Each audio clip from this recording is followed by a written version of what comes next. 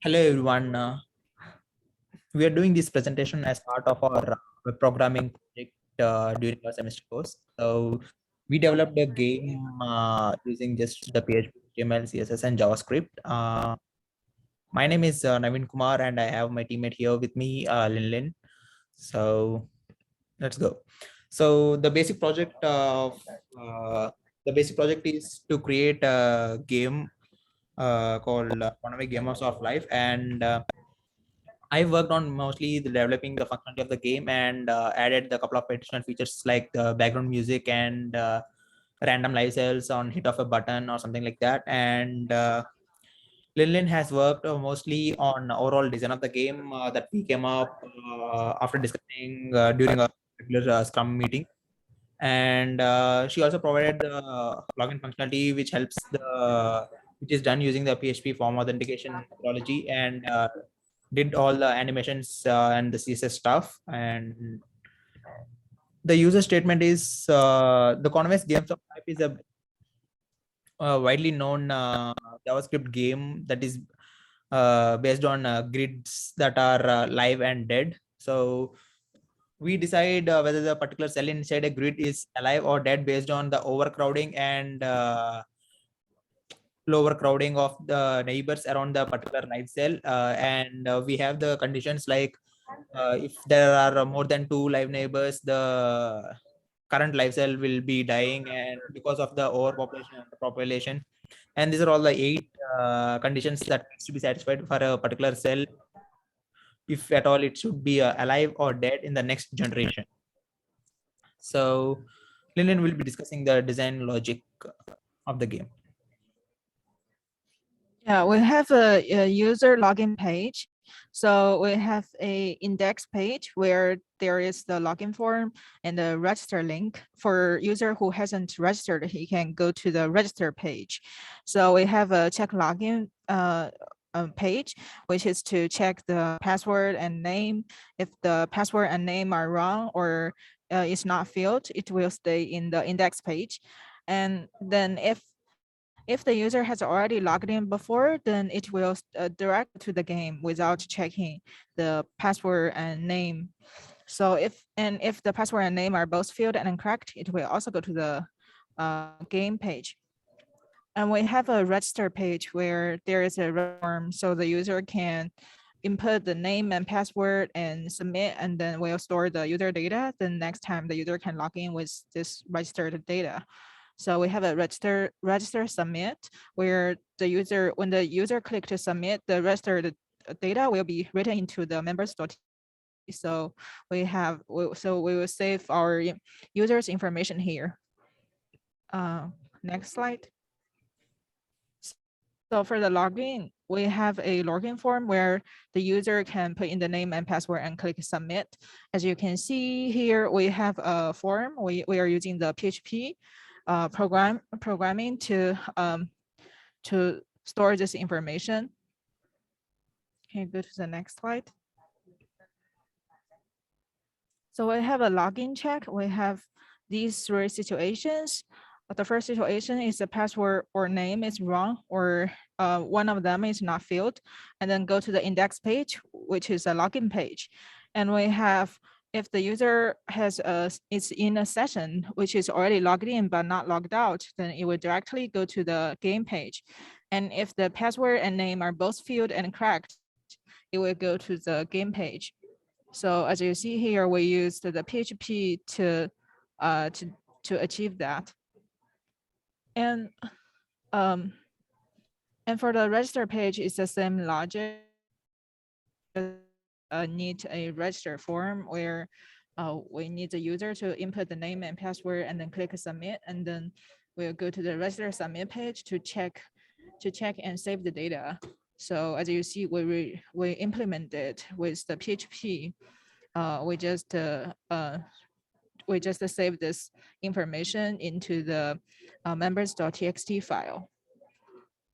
Next page. On the game page, so there is a link for logout. When the user click logout, then the user can log out and go to the index page where the user can log in again. Yeah, it's done. So mainly the game key features are the buttons that we implemented for to start the game and to stop the game, and increment one generation. What it does is it will show the output of the next iteration of the Conway's Games of Life. And increment 23 generations is also a button functionality that shows the output for the live cells after 23 clock ticks. So there is a button for the reset the complete game where it does the generation to back to zero. And pattern, what we did is we just had a couple of buttons to just select the particular what do you say, the blinker or toad or gun. There are several types of patterns for initial life cell inside the particular grid. And we also added a particular button called random, which generates the random cells that are already live, and then it starts the game. So the basic functionality of the game is to find to implement all the 8 conditions that we discussed during our user statement. So the first picture shows the blue color shows the live cell, and the empty cells are already dead. So the first picture shows the existing live cells, and the below picture shows the output of the next iteration. So if you closely observe, the all the conditions are being satisfied. So if you see the cell, this cell, it has only two live cells, so it will be dead in the next iteration. And this cell has only one live cell, so it will be available in the next iteration as well, same as this cell. So in a similar way, the logic is implemented in just normal for loops to see whether the particular cell is already filled or not, by just verifying whether equal to 1 means it's alive and equal to 0 means it is dead. So in the same way, the random functionality is just I created just a random value using the since the grid dimension is also dynamic, we can create a 10 by 10 or 25 by 25 grid. I'll take the grid dimension into consideration, and I'll just get a random value and set the value of that cell as highlight. Highlight in the sense, if you just add the class as highlight, it will create the blue color cell. That means it is alive. So that is the basic outline of the code. And here, if you see, we implemented all the 8 rules here by making them 0 and 1 to know that whether the cell is alive or dead. And for the first time, once you hit any particular button 8 represents the toad or gun. So based on the grid dimension, we are presetting the values of highlight for each dimension, because the shape is already fixed. So there will be only 5 cells that will be highlighted inside toad pattern. So in the similar way, we added conditions for all the other different types of patterns as well here. So the normal for this project, we implemented Kanban Scrum methodology, because since it involves a lot of both front end and back end functionalities, and having Scrum methodology really helped us to jot down all the important steps that needs to be done every day. To we also have regular sync ups to see the progress of the project, to let the teammates know the project of the progress. So we kept smaller targets, like 2 days once we kept smaller targets to achieve them. So that kept us motivated to keep doing the project in a timely manner. So we also did the testing part manually, because since we wrote a loop, it will automatically be rendering all the live cells as we'll show in the demo in the coming 1 or 2 minutes. So what we did was we created a 10 by 10 matrix on our rough work, and then we did the calculation of live cells and dead cells manually. So that's how we tested our functionalities of all the buttons. And music is working as expected. That we can just see in the demo directly. So I'll just show the demo of the game. So this is how the initial index.php works. So since I'm already logged in with my details, I can just log in with my username and password. Once I log in, this is how the game looks like.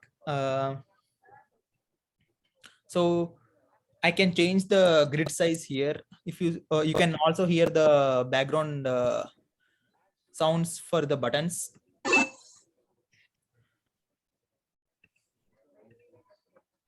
So I'm changing the grid back to 10 and everything, and block. So if we hit any button, it will change the pattern based on the grid size and this thing. So if you hit random, it will select some random things. You see the random is working fine as well. And if you see a toad glider and everything. So now if you start the game, it will the generation count also keeps on incrementing for each iteration inside the for loop.